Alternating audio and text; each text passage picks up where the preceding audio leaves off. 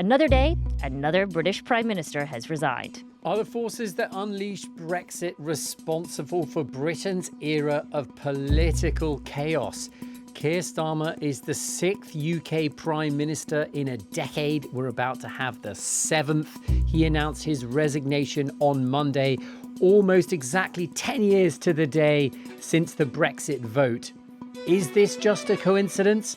Maybe not, because ever since that vote in 2016, Britain, known for its general political stability, has been a paragon of political instability. So, 10 years on, is Brexit really over for Britain?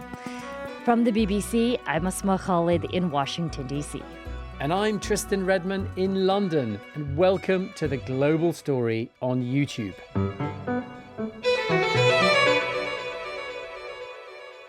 I'm Adam Fleming. I'm currently the host of the BBC's daily news podcast, Newscast, which used to be called Brexit Cast. What was Brexit Cast, Adam? Brexit Cast was a little experiment that started off with me and my mate Chris Mason, who's now the BBC's political editor in the UK. Brexit Cast was a place where me and my BBC colleagues could just get together, be calm, be quite methodical about what was actually being negotiated, what the options were. And for us working on it, it was like therapy, because if you were involved in the Brexit process, it took over your life. There was just something about that subject, about that process, how it worked, how high the stakes were, that it got into your soul. How long did this process go on for? So the Brexit referendum itself was in 2016 in the summer. Yes, the negotiations, I remember it well even here, yeah. The negotiations to actually leave started in the summer of 2017. We didn't leave the EU formally until 2020. Then there was a transition period where basically Seems just like a really bad, long, awkward breakup. It's yes. just like people are dragging on. Yes. Except you then still see your ex at international summits with Donald Trump. Okay, well, let's start at the beginning. Do you remember, Adam, where you were when you heard the Brexit referendum result? Yes, very clearly. That night actually started with everyone getting to the BBC studio in North London in the middle of an enormous thunderstorm. A huge, huge thunderstorm. So the universe obviously had something in store for us that night. And so we were in this huge cavernous TV studio in North London with all the great and the good and the commentators and the journalists gathered to watch the results come in. And they came in bit by bit, place by place around the UK with the tally kind of counting up for the Leave side and the Remain side. And at about maybe 4 o'clock in the morning, David Dimbleby, who's the BBC's veteran election night anchor, announced, "The British people have spoken, and the answer is we're out." Adam, during that time period, I was covering the 2016 U.S. presidential election. And I remember so many of us political journalists here were really intensely and eagerly watching that result. And I remember hopping on the phone with a British friend of mine, and I just said, it feels like something is going on. And it was a premonition that so many of us had about what might transpire here in the United States with Donald Trump's victory. Very different. I understand that, very different consequences and very different reasons. But it felt like there was something brewing in the atmosphere. And I realize part of this is because Donald Trump is still the president here. But these things linger in politics. And though this happened 10 years ago, is it still a part of the conversation that people have in the UK? I think Brexit as a thing has gone from, and this is totally unscientific, during the period when it was happening, I'd say it was 98% of the news was Brexit. I would say now it's probably more like 5 to 6%. So if that, okay. It has plunged. Yeah, maybe in my world it's more like 8. But it has absolutely plunged. But that's not to say that the passions it aroused and the issues it threw up and the implications of the process aren't still with us. They're still with us in a massive way. It's just that they've become part of the oxygen that is breathed by British politicians. So it's sort of not noticeable, but still very prevalent. Adam, you are the man to give us Brexit 101. Look, whichever way you cut this, immigration is the number one issue in British politics. It has been for some years. The opinion polls are astonishing. I mean, there is one driver who's well known, even in the United States, Nigel Farage, believes himself to be a close friend of Donald Trump. Can you cast us back to the lead up to the referendum? What was Nigel Farage promising, and why was he so convincing for so many people in Britain? Well, this is interesting because Nigel Farage was completely instrumental in the referendum happening in the first place.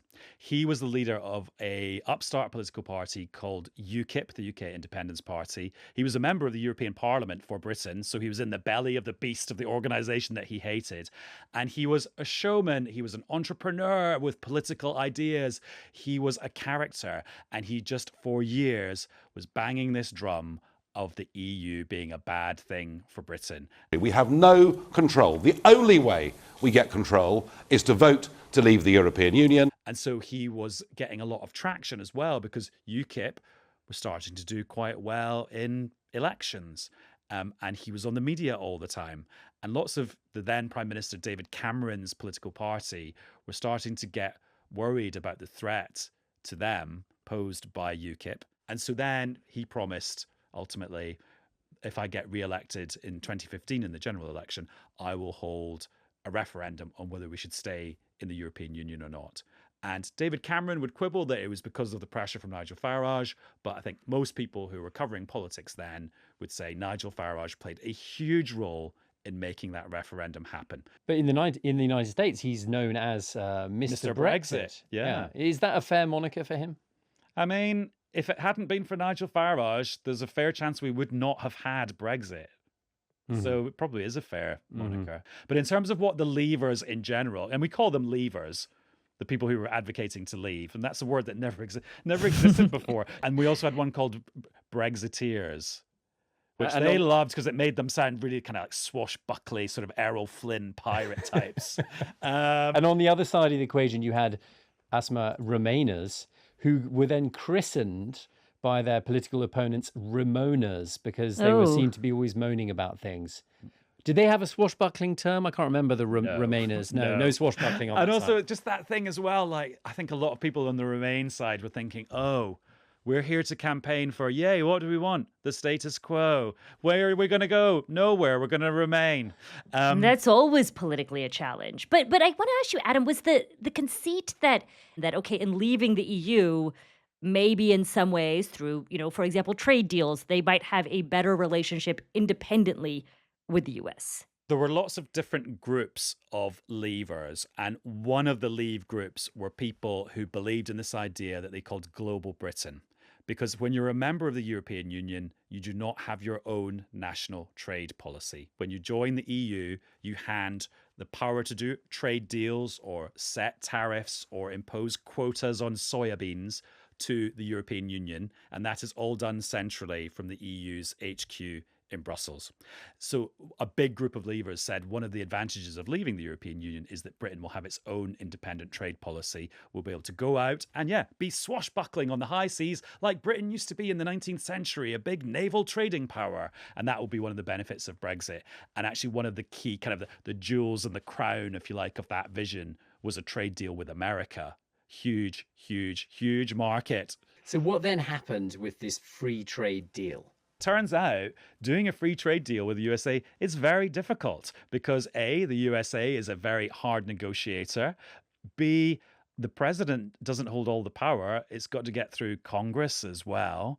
And C, maybe once you start presenting to the British public what a trade deal with America means, they might not like it. British people like, for example, high welfare chicken in their supermarkets.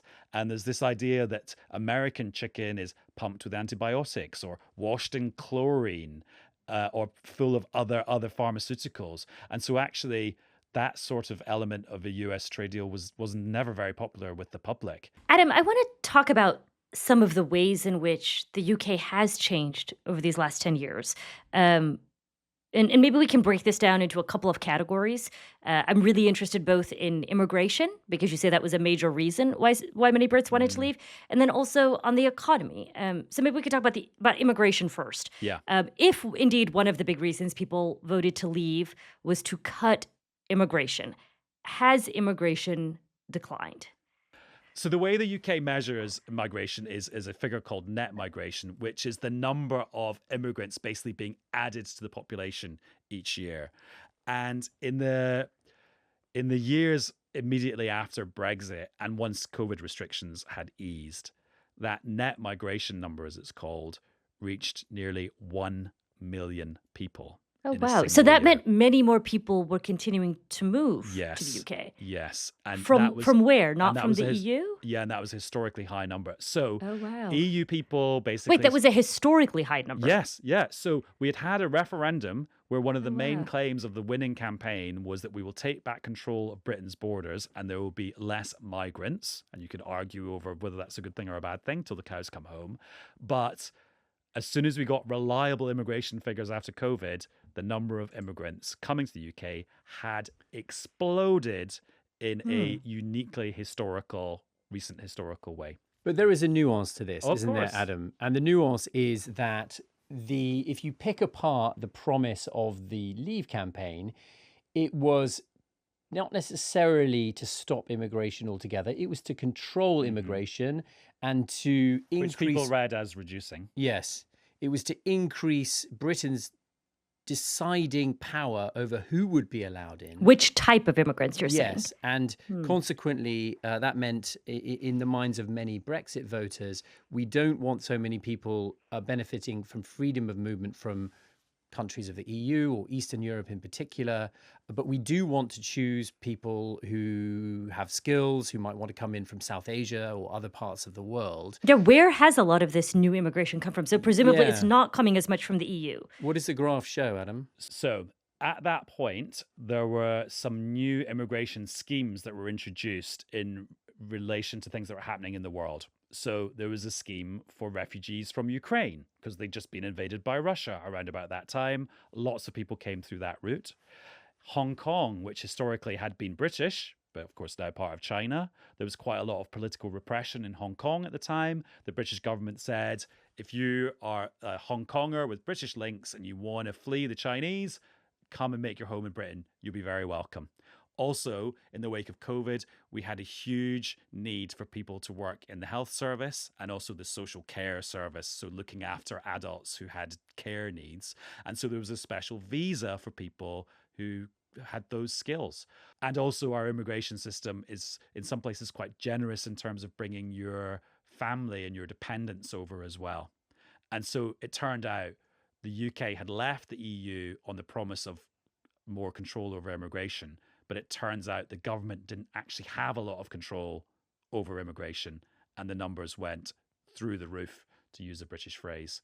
They've come down now because successive governments have put a lot of effort into closing off certain routes, making the visa restrictions much tighter, making it more expensive for British employers to hire somebody from abroad. And so that net migration number, which is the name for the immigration statistics, has kind of plunged since that high. And so the number has now fallen back down to where it was in the old days, pre-Brexit, of about 200,000 people a year. What about the economic promise, Adam? Because there was talk from the Leave campaign about all the economic opportunities that Brexit would open up. Now, the answer I know is somewhat obscured by things like COVID and now the Iran crisis, and it makes it sometimes a bit difficult to pass what's happening. But on balance, what does it look like 10 years on? The most reliable estimate we've got comes from an organization called the Office for Budget Responsibility, which is the independent organization that monitors the government's finances. They reckon that in the long term, so over the next decade or two, the economy will be 4% smaller as a result of Brexit than it would have been otherwise.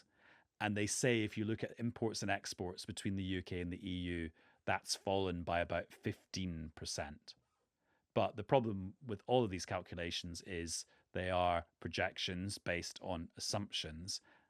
And as you were saying, Tristan, so many other things have happened to the British economy and the global economy at the same time that it's very hard to disentangle all those different factors. Adam, there was a really provocatively headlined article that was published in the Atlantic magazine earlier this month titled How Britain Became as Poor as Mississippi. And Mississippi, for some context, is the poorest state in the United States.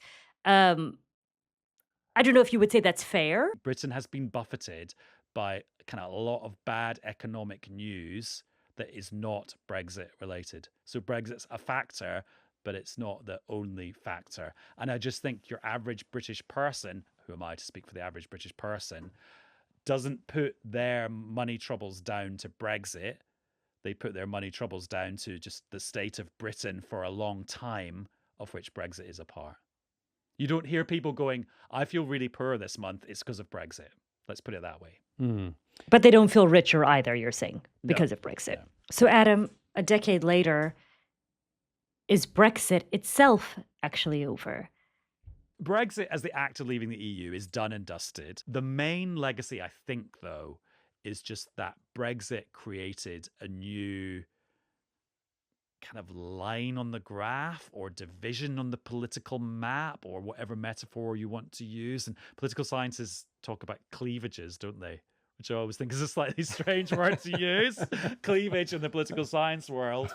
In that actually you still do feel, even though people don't call themselves leavers or remainers, people still identify a bit as the sort of person who thinks Brexit was good or Brexit was bad. And So then it has forever changed our politics. Yeah, and that maps on to all sorts of issues like immigration, jobs, freedom of speech.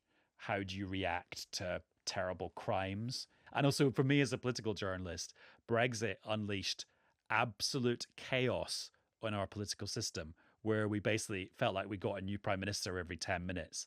That is a result of Brexit. That whole changing the leader of the country, that only started when Brexit was injected into the British political bloodstream. So it was sort of a reset moment for our politics, but we went from a calmer politics to a much more chaotic politics. And Nigel Farage, who you mentioned, he's still around. And his party, Reform UK, a new party, which has nothing really to do with Brexit at all, he's topping the polls. And has a chance of being our next prime minister, as you were alluding to earlier on. And I mean, that's such a linear through line, Adam, that the man you say who's been nicknamed Mr. Brexit could now become the next prime minister of the UK. Yeah, although Nigel Farage has got a huge mountain to climb in our political system to become prime minister. So I would just caution that. Adam Fleming, thank you so much. This is great. Thank you.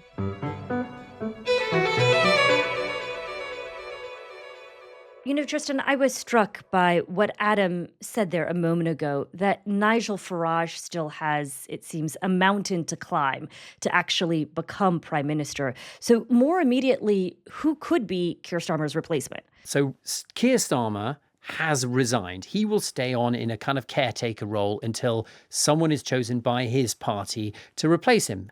Now, because Labour, Starmer's party, has the most MPs in Parliament and has a considerable majority, the next Labour leader becomes, by default, the next prime minister. Now, there might be an internal vote within the party to decide who that person is, or there could be somebody who stands unopposed and is just kind of crowned, essentially.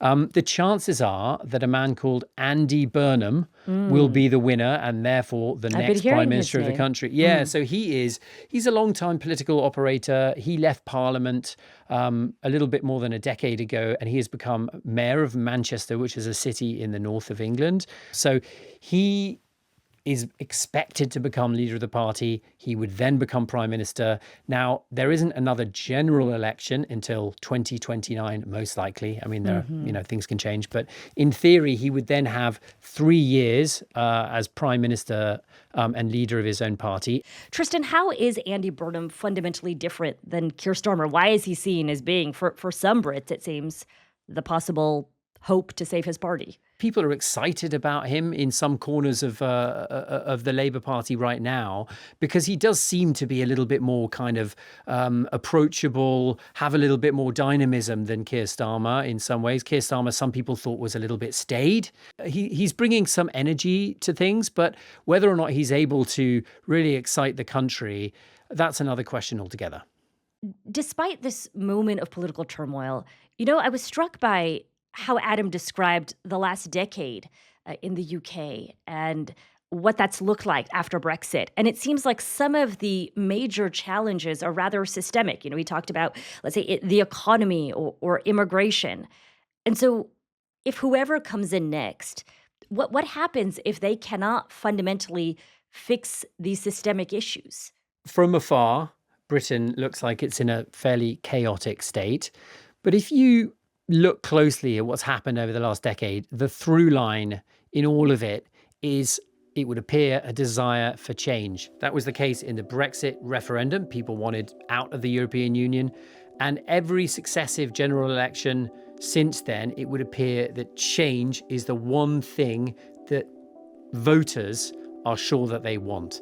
Now, whether or not Andy Burnham can deliver the change that people apparently want is another question.